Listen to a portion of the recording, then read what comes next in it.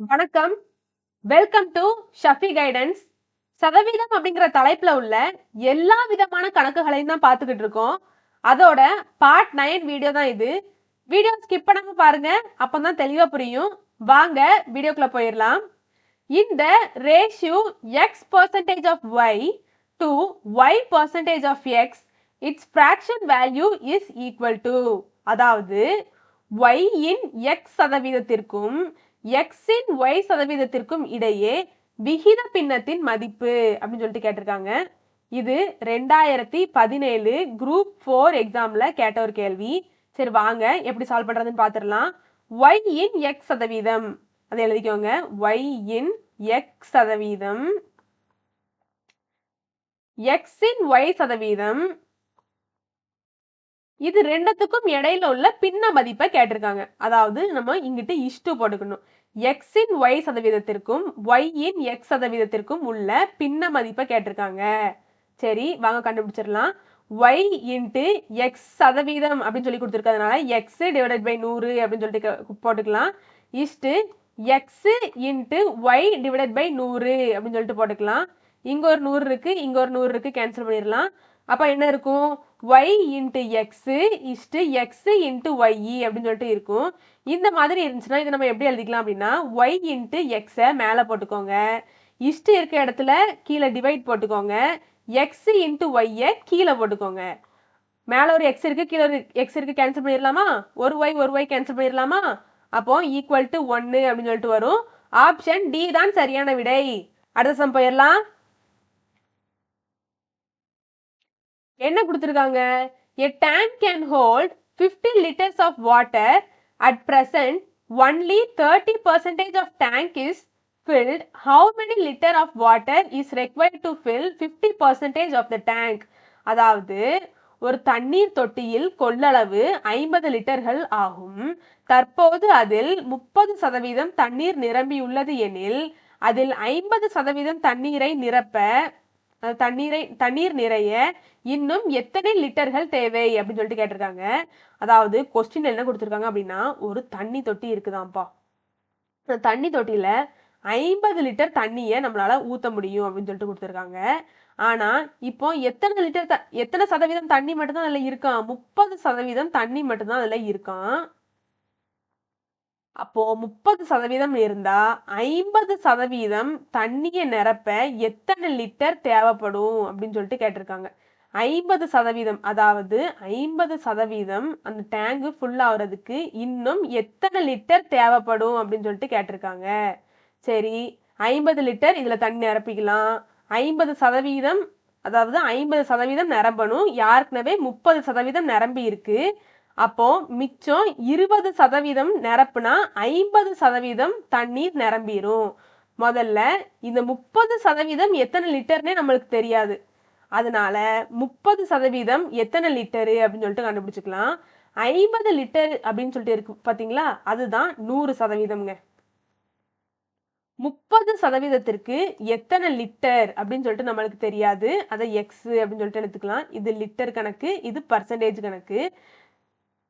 இதை cross multiplication பண்ணிடலாம். Cross multiplication பண்ணோம் அப்படின்னா 50 into 30 equal to X into 100 அப்படின்னு சொல்லிட்டு ஆயிருமா?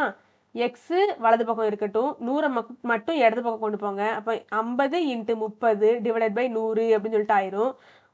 மேலே ஒரு சைவர் கீழே ஒரு சைவர் கேன்சல் பண்ணிடலாம். மேலே ஒரு சைவர் கீழே ஒரு சைவர் கேன்சல் பண்ணிடலாம். அப்போ எக்ஸ் ஈக்குவல் டு 3 இன்ட்டு 5 அப்படின்னு சொல்லிட்டு இருக்கும். 3 இன்ட்டு 5 15. 15 லிட்டர். அதாவது 30%தோட லிட்டர் கணக்கு 15. அதாவது 30%தோட லிட்டர் கணக்கு 15 லிட்டர். சரி இப்போ 50%தோட லிட்டர் கணக்கு என்ன அப்படின்னு சொல்லி கண்டுபிடிச்சிட்டு அந்த 50ல இருந்து இந்த 30 கழிச்சோம் அப்படின்னா நம்மளுக்கு 20 லிட்டரோட அதாவது 20%தோட லிட்டர் கணக்கு கிடைச்சிருமா? சரி அப்போ அந்த 50%க்கு லிட்டர் கணக்கை முதல்ல கால்குலேட் பண்ணிடலாம். அப்போ 50 லிட்டர் 100% அப்படின்னா 50% எத்தனை லிட்டர்? இந்த மாதிரி நம்ம கிராஸ் மல்டிப்ளிகேஷன் மெத்தடுக்கு நம்ம சொல்லி பார்த்தோம் அப்படின்னா நம்மளுக்கு ஈஸியாக இருக்கும். இந்த கிராஸ் மல்டிப்ளிகேஷன் பண்ணிடலாம். தெரியாத இந்த மதிப்பை எக்ஸ் அப்படின்னு சொல்லிட்டு எடுத்துக்கோங்க. 50 into 50 equal to 100 into x அப்படின்னு சொல்லிட்டு வந்துடும். எக்ஸ் அந்த சைடு வச்சுக்கோங்க, 100 மட்டும் கீழே கொண்டு வந்துருங்க. அப்போ 50 into 50 divided by 100 equal to x அப்படின்னு சொல்லிட்டு ஆயிரும். அப்போ மேலே ஒரு செவர் கீழே ஒரு செவர் கேன்சல் பண்ணிடலாம், மேலே ஒரு செவர் கீழே ஒரு செவர் கேன்சல் பண்ணிடலாம். X equal to 25. 25 லிட்டர் தான் 50%. 30% 15 லிட்டர் அப்படின்னு சொல்லிட்டு கண்டுபிடிச்சு வச்சிருக்கோம். 50% 25 லிட்டர்னு கண்டுபிடிச்சு வச்சிருக்கோம். நம்மளுக்கு என்னதான் தேவை? இந்த 20%தோட லிட்டர் கணக்கு தான் தேவை. அப்போ இந்த 50ல இருந்து 30 கழிச்சிடலாமா?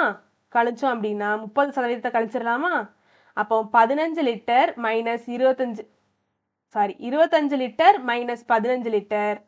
25ஐயும் 15ஐயும் மைனஸ் பண்ணோம் அப்படின்னா 10. ஆப்ஷன் பி தான் சரியான விடை. கொஸ்டினை நல்லா புரிஞ்சுக்கோங்க, அதுக்கடுத்து ஆன்சர் பண்ணுங்க, அப்போ தான் ஈஸியாக இருக்கும். லைட்டாக சின்ன மிஸ்டேக் வந்துட்டா கூட மேக்ஸை பொறுத்த வரைக்கும் தப்பு தான். அதனால கொஸ்டினை நல்லா வாசிங்க. After spending 40% on machinery, 25% on building, 50% on raw material and 5% on furniture, a small scale industry owner had a balance of rupees 1,30,500. Total money with him in rupees was. அதாவது ஒரு சிறு முதலீட்டு தொழிற்சாலையின் முதலாளி மொத்த தொகையில் 45% இயந்திர பொருட்களுக்காகவும் 25% கட்டிடத்திற்காகவும் 15% மூலப்பொருட்கள் வாங்கவும் 5% மரச்சாமான்களுக்காகவும் செலவழித்த நிலையில் மீதம் 1,30,500 வைத்துள்ளார் எனில் அவர் வைத்திருந்த மொத்த தொகையை காண்க அப்படின்னு சொல்லிட்டு கேட்டிருக்காங்க. ஒரு தொழிலாளி இருக்காரு, அவர்கிட்ட ஒரு முழு தொகை, அதாவது 100% கொண்ட ஒரு தொகை வந்து இருக்குங்க. 100% கொண்ட ஒரு தொகை இருக்கு. அந்த 100% கொண்ட தொகையில அவர் என்ன பண்ணுதாரு அப்படின்னா 40% ஏதோ, அதாவது இயந்திர பொருட்கள் வாங்குறதுக்காண்டியும் 25% கட்டிடத்திற்காண்டியும் 15% மூலப்பொருட்கள் வாங்குறதுக்காண்டியும் 5% மரச்சாமான் வாங்குறதுக்காண்டியும் வந்து செலவு பண்ணிட்டாரு. அதாவது அந்த 100%ல இருந்து இவ்வளோகான் அவர் செலவு பண்ணியிருக்காரு. சரி, இந்த மொத்த தொகையில இருந்து இவ்வளோகானு, அதாவது 40, 25, 15, 5% செலவு பண்ணதுக்கு அடுத்து அவர்கிட்ட மிச்சம் எவ்வளோகானு இருக்கான்? 1,30,500 இவ்வளோ ரூபாய் மிச்சம் இருக்குதான். 100% கொண்ட ஒரு தொகையில் 40, 25, 15, 5% செலவழித்ததற்கு பிறகு 1,30,500 ரூபாய் ஒரு தொழிலாளருக்கு மிஞ்சுது அப்படின்னா அவர் வைத்திருந்த மொத்த தொகை, அதாவது முதல்ல அவர் வச்சிருந்த மொத்த தொகை என்ன அப்படின்னு சொல்லிட்டு கேட்டிருக்காங்க. எக்ஸை தான் நம்ம கண்டுபிடிக்கணும். சரி, முதல்ல 40, 25, 15, 5 எல்லாத்தையும் கூட்டிடலாமா? 40 + 25 + 5 + 15 இது எல்லாத்தையும் கூட்டணும் அப்படின்னா 85 அப்படின்னு சொல்லிட்டு வரும். அப்போ 100, அதாவது இது சதவீத கணக்குங்க, சரிங்களா? கீழே போட்டுக்கிறேன், மேலே போட மறந்துட்டேன். Minus 85% into x equal to 1,30,500 அப்படின்னு சொல்லிட்டு வந்துடும். 100லேருந்து 85 கழிச்சோம் அப்படின்னா 15. 15% இருக்கு, சதவீதம்னு கொடுத்ததுனால கீழே 100ஆல வகுத்துக்கலாம், கீழே 100 அப்படின்னு சொல்லிட்டு போட்டுக்கலாம். Into x equal to 1,30,500. இந்த எக்ஸை மட்டும் இடது பக்கம் வச்சுக்கிட்டு 15 டிவைடட் பை 100 வலது பக்கம் கொண்டு போங்க. அப்போ x equal to 1,30,500 into 100 divided by 15 அப்படின்னு சொல்லிட்டு ஆகும். இதை எல்லாத்தையும் நம்ம கேன்சல் பண்ணோம் அப்படின்னா ஆன்சர் 8,70,000 அப்படின்னு சொல்லிட்டு வரும். ஆப்ஷன் பி தான் சரியான விடை. ஒரு தொழிலாளி 8,70,000 வச்சிருந்திருக்காரு, அதுல 85% செலவு பண்றாரு, 85% செலவு பண்றாரு. அப்போ மிச்சம் அவருக்கு 1,30,500 ரூபாய் இருக்கு. கொஸ்டினை தெளிவா வாசிங்க.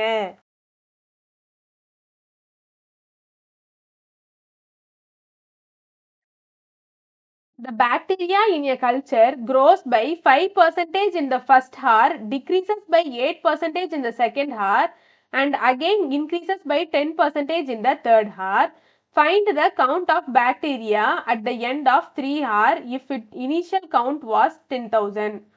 ஒரு வகையான பாக்டீரியா முதலாவது 1 மணி நேரத்தில் 5% வளர்ச்சியும், இரண்டாவது மணி நேரத்தில் 8% வளர்ச்சி குன்றியும், மூன்றாவது மணி நேரத்தில் 10% வளர்ச்சியும் அடைகிறது. தொடக்கத்தில் அதன் எண்ணிக்கை 10,000 இருந்தது எனில் 3 மணி நேரத்திற்கு பிறகு அதன் எண்ணிக்கையை காண்க அப்படின்னு சொல்லிட்டு கேட்டிருக்காங்க. அதாவது என்னது அப்படின்னா 5%, அதாவது 1 மணி நேரத்துல 5% வளர்ச்சி அடையுதாம். 2வது மணி நேரத்துல பாக்டீரியா 8% வளர்ச்சி குறையுதாம். 3வது மணி நேரத்துல 10% வளர்ச்சி அடையுது. அப்போ 5% வளர்ச்சி அடையுது, 8% 2வது மணி நேரத்துல வளர்ச்சி குன்றுது, 3வது மணி நேரத்துல 10% வளர்ச்சி அடையுது.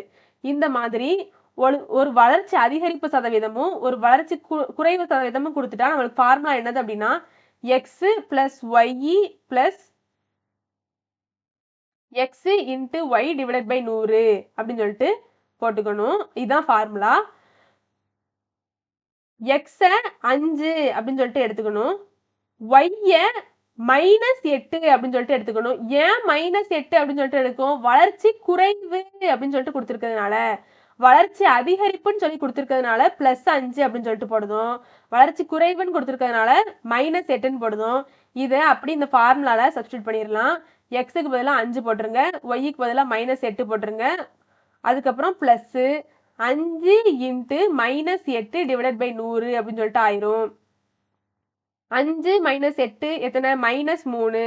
அப்புறம் 5 இன்ட்டு -8 எத்தனை? -40 டிவைடட் பை 100 அப்படின்னு சொல்லிட்டு ஆயிரும். ஒரு சைவர் கேன்சல் ஆயிரும். 2 4, I 2 10. அப்போ -3 -2 டிவைடட் பை 5 அப்படின்னு சொல்லிட்டு இருக்கும். இப்போ இதை கிராஸ் மல்டிப்ளிகேஷன் பண்ணோம் அப்படின்னா கீழே ஒரு 1 இருக்கும். இது ஒரு கிராஸ் மல்டிப்ளிகேஷன் பண்ணோம் அப்படின்னா -15 -2 டிவைடட் பை 5 அப்படின்னு சொல்லிட்டு வருமா? -15 -2ஓட வேல்யூ என்னது? -17 டிவைடட் பை 5 அப்படின்னு சொல்லிட்டு ஆயிரும். -17ஐயும் 5ஐயும் வகுத்தோம், அதாவது -17 5ஆல வகுத்தோம் அப்படின்னா ஆன்சர் -3.40 அப்படின்னு சொல்லிட்டு வரும். அதாவது 2வது மணி நேரத்துல 3.40% குறைஞ்சிருக்கு. பாக்டீரியாவோட அளவு 3.40% குறைஞ்சிருக்கு. சரி, அதுக்கப்புறம் 3வது மணி நேரத்துல அவங்களே கொஸ்டின் என்ன கொடுத்துருக்காங்க? சதவீதமா குறைஞ்சிருக்கு. 3வது மணி நேரத்துல 10% அதிகரிச்சிருக்கு அப்படின்னு சொல்லியிருக்காங்க.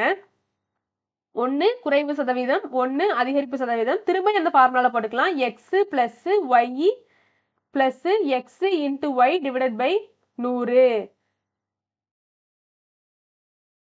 அதாவது x இருக்கக்கூடிய இடத்துல 10 போடணும், y இருக்கக்கூடிய இடத்துல -3.40 போடணும். ஏன்? குறைஞ்சிருக்கு அதனால. அப்போ x இருக்கக்கூடிய இடத்துல 10 போட்டுக்கலாம். 10 -3.40 அப்படின்னு சொல்லிட்டு போடணும். பிளஸ் 10 இன்ட்டு -3.40 டிவைடட் பை 100 அப்படின்னு சொல்லிட்டு ஆயிரும். அப்போ 10ஐயும் 3.40ஐயும் கழிச்சோம் அப்படின்னா 6.6 அப்படின்னு சொல்லிட்டு கிடைக்கும். பிளஸ் ஒரு சைவர் கேன்சல் பண்ணிடலாம். இங்கிட்ட ஒரு சைவர் இருக்கு, புள்ளிக்கு அப்புறம் இந்த 41 இருக்கு, இங்கிட்ட ஒரு சைவரை கேன்சல் பண்ணிக்கலாம் அப்படின்னு பண்ணக்கூடாது, அது தப்பு. புள்ளிக்கு அப்புறம் உள்ள வேல்யூ, புள்ளிக்கு அப்புறம் ஒரு 0 இருந்துச்சுன்னா அதை எப்பவுமே மைனஸ் பண்ணிடாதீங்க. சரி, அப்போ என்னது இருக்கு? -3.40 டிவைடட் பை 10 அப்படின்னு சொல்லிட்டு இருக்கா. 6 + 6. கீழே ஒரு சைவர் இருக்கிறதுனால ஒரு ஸ்தானம் தள்ளி புள்ளி வச்சுக்கலாமா? அப்ப என்ன வரும்? -0.340 அப்படின்னு சொல்லிட்டு கிடைக்கும். அப்போ 6.6 0.340 கழிக்கணும். கழிச்சோம் அப்படின்னா 6.66% அப்படின்னு சொல்லிட்டு கிடைக்கும். அதாவது 3வது மணி நேரத்துல 6.26% அதிகரிச்சிருக்கு. அவங்க என்ன கேட்டிருக்காங்க நல்லா பாருங்க, கொஸ்டினை கவனிங்க. தொடக்கத்தில் அதன் எண்ணிக்கை 10,000 இருந்தது. அதாவது 100% 10,000 அப்படின்னு சொல்லிட்டு எடுத்துக்கணும். 10,000 இருந்தது எனில் 3 மணி நேரத்திற்கு பிறகு அதன் எண்ணிக்கை என்ன அப்படின்னு சொல்லிட்டு கேட்டிருக்காங்க. நம்ம இப்பதான் கண்டுபிடிச்சிருக்கோம். 3வது மணி நேரத்துல 6.26% அதிகரிச்சிருக்கு. அப்போ என்ன பண்ணணும் அப்படின்னா, அடிச்சுக்கிறேன், அப்பதான் ஈஸியா இருக்கும்.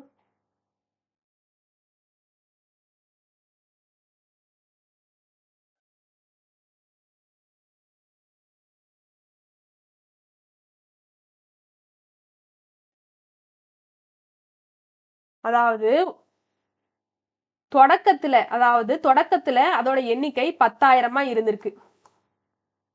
அதுதான் 100%. 3வது மணி நேரத்துல என்னவாயிருக்கு? 100%த்துல இருந்து 100 கூட, அதாவது 100%த்துல இருந்து 106.26% ஆயிருக்கு.